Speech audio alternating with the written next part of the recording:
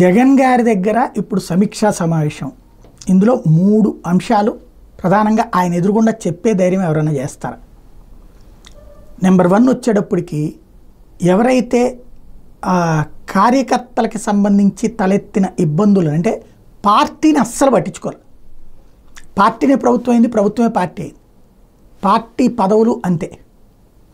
Party అన్నటువంటి దాన్ని వదిలేయడం వల్లనే, నిర్లక్ష్యం వల్లనే పార్టీ సంస్థాగత వైఫల్యమే దెబ్బతీసింది. ఇది ఎవరు చెప్తారు ఆయనకి? ఎందుకంటే గ్రౌండ్ లెవెల్లో ప్రతి అసెంబ్లీ నియోజకవర్గంలో గొడవలు, కొత్త వాళ్ళని పెట్టడం వల్ల కొత్త వాళ్ళకి పాత వాళ్ళకి మధ్యన వచ్చిన చిక్కులు, ఇది పరిష్కరించిన వాళ్ళు లేరు. 80 చోట్ల మార్చేశారు. కానీ ఆ మార్చినటువంటి చోట్ల కొత్త కార్యకర్తలకి పాత అంటే కొత్త నాయకుడికి పాత కార్యకర్తలకి మధ్యన సంబంధం ఆశించినంతగా సక్సెస్ కాదు. ఆ ఫెయిల్యూర్ పెద్ద దెబ్బతీసింది.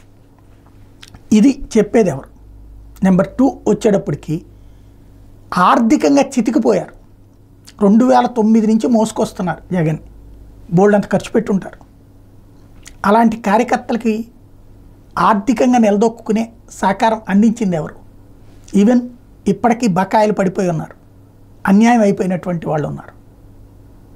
వాళ్ళని గురించి పట్టించుకున్న బాబు చివరిలో ఏదో కాసిన పనులు ఇచ్చారు, ఆ బిల్లులు రాలి. ఒకప్పుడు చంద్రబాబు గారు చేసిన తప్పదే. చివరిలో బిల్లులు ఇవ్వకపోవడం వల్ల చివరికి స్థానిక ఎన్నికల్లో పోటీ చేయడానికి డబ్బులు లేక అల్లలాడిపోయారు. అప్పుడు నాయకులు దొరకల. అదే వైసీపీకి ఫెచ్చింగ్ అయింది. ఇప్పుడు అలాంటి పరిస్థితి ఉంది నాయకులు కార్యకర్తల దగ్గర. స్థానిక ఎన్నికలు రేపు పొద్దున్న రెఫరెండం, ఎందుకంటే వస్తాయి 2 ఏళ్ళు అనుకుందాం టోటల్గా జరిగేది. అప్పటికన్నా ప్రిపేర్ చేసుకోవాలి. అది చెప్పేది ఎవరు?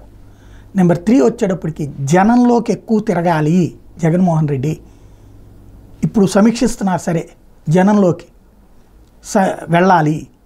ఎవరైతే గాయపడ్డోళ్ళు, బాధపడ్డోళ్ళు, హాస్పిటల్ పాలైన వాళ్ళు, వీళ్ళ దగ్గరకు ఒక టీమునైనా పంపించాలి కదా. తర్వాత తను వెళ్ళాలి కదా మేజర్ ఇష్యూస్ దగ్గరికి. వెళ్ళకపోతే ఎట్లాగే ఏంటి భరోసా పార్టీని నమ్ముకున్నటువంటి వాళ్ళకి?